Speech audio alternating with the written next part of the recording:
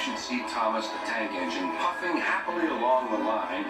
He may be on his way to a village nestled deep in the heart of the island of Sodor.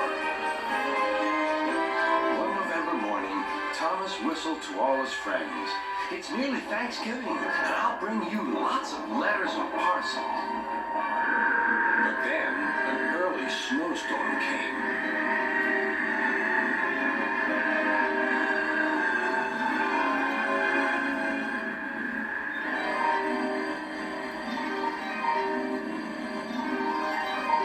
The island was covered with thick snow.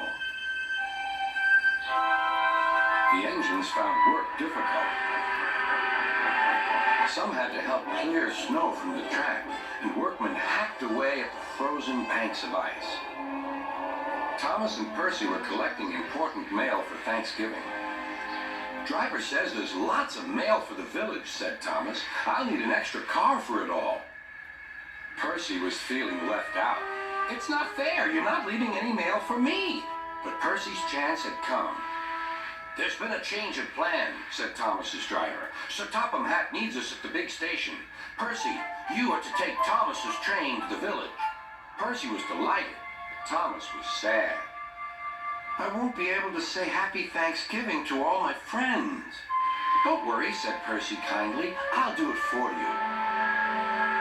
"It's not the same," sighed Thomas.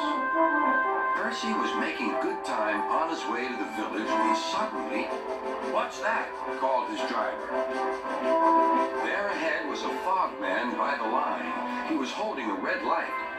"The village is cut off by the snow," he shouted. "We need snowplows, workmen, and a helicopter. Leave your cars on the sidings and go back quickly." Percy was soon steaming to Harold's airfield. "Beep, beep," whistled Percy. "Wake up, lazy wings. The mountain villagers need your help. They're stranded." "Whiz all," replied Harold. "I like an emergency to keep me warm." And he buzzed away. "Now," sighed Percy, "what's next?" Suddenly there was Thomas with Terence the tractor and a works train. "Come on, Percy," whistled Thomas. "Follow me." The two engines battled their way through the snow.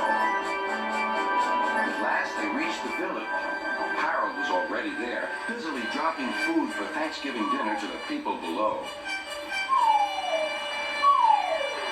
Terence quickly got to work.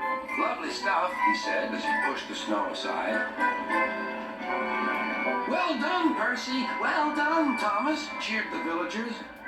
"Percy, I just remembered, your mail train is still back at the siding, isn't it?" Percy hurried back to fetch it.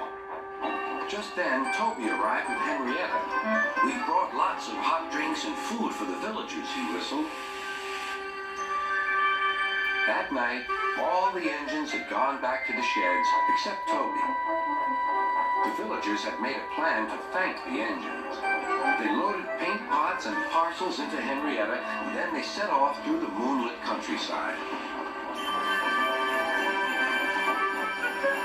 All the engines were fast asleep in the sheds as Toby ran silently into the yard.